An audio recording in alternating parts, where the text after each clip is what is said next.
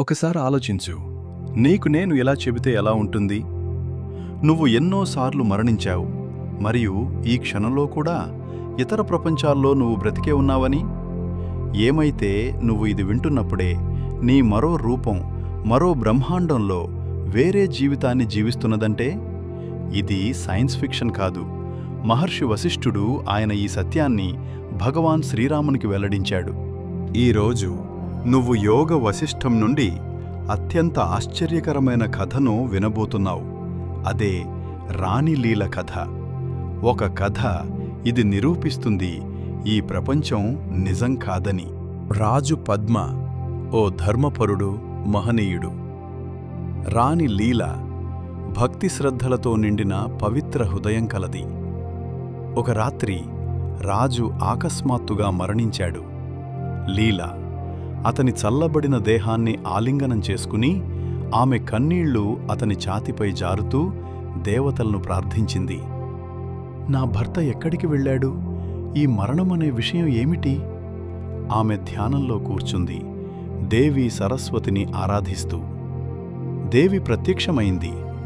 సూర్యకాంతి కంటే ప్రకాశవంతమైన వెలుగులో నిండిపోయి లీల నిశ్శబ్దంగా చెప్పింది, నిజాన్ని నాకు చూపించు.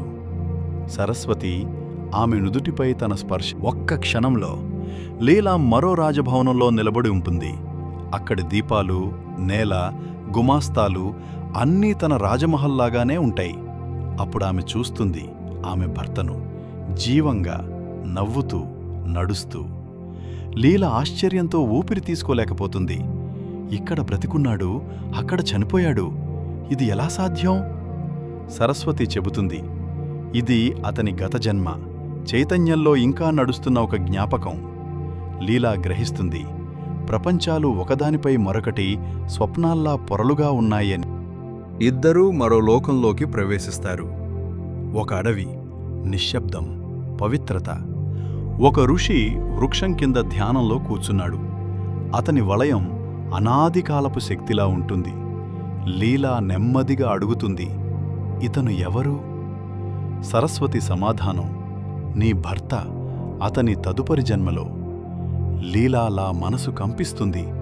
గతం, భవిష్యత్తు, వర్తమానం ఒకేసారి ఆమె కళ్లముందే. కాలం సూటిగా పోదు, కాలం ఒక మాయ మాత్రమే. లీలా చెబుతుంది, నాకు నా రాజ్యంలోకి తిరిగి వెళ్ళాలి. ఇద్దరూ తిరిగి వస్తారు. ప్యాలెస్ గేట్లు తెరుచుకుంటాయి. లీలా లోపలికి అరుగు పెడుతుంది. క్షణంలోనే నేలపై కూర్చుంది. ఎందుకంటే మంచం మీద పుష్పాలతో అలంకరించబడినది ఆమె శరీరం. అవును, ఆమెదే. బయట నిలబడిన లీల అదే సమయంలో లోపల తన మృతదేహాన్ని చూస్తుంది. ఆమె అరుస్తుంది, నేనిక్కడ బ్రతికున్నాను, అక్కడ చనిపోయానా? సరస్వతి నెమ్మదిగా చెబుతుంది, నువ్వు నిద్రలో ఎన్నో లోకాలను స్వప్నించగలవు కదా, అలాగే చైతన్యం జాగృత స్థితిలోనే అనేక లోకాలను సృష్టిస్తుంది. సరస్వతి కొనసాగిస్తుంది, ఈ లోకాలు నీ జీవితం, నీ మరణం, నీ జ్ఞాపకాలు, నీ భర్త, ఇవి అన్నీ చైతన్య సముద్రంలో ఎగసి మునిగే అలలు మాత్రమే. లీలా కళ్లను విస్తరించింది, అంటే ఇవన్నీ నిజం కాదా? సరస్వతి సున్నితంగా నవ్వుతుంది, మారిపోయేది నిజం కాదు.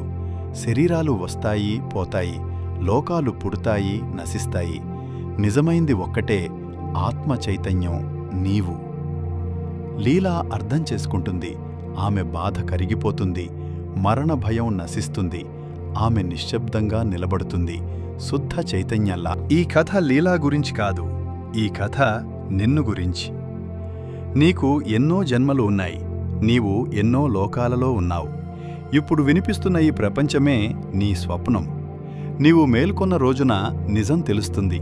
నేను శరీరం కాదు, నేను వ్యక్తి కాదు, లోకాలు పుడే నశించే అనంత చైతన్యమే నేను. ఈ కథ నీ మనసును తెరిచితే లైక్ చేయి, సబ్స్క్రైబ్ చేయి, షేర్ చేయి. మాయకు అవతల ఉన్న మార్గానికి స్వాగతం.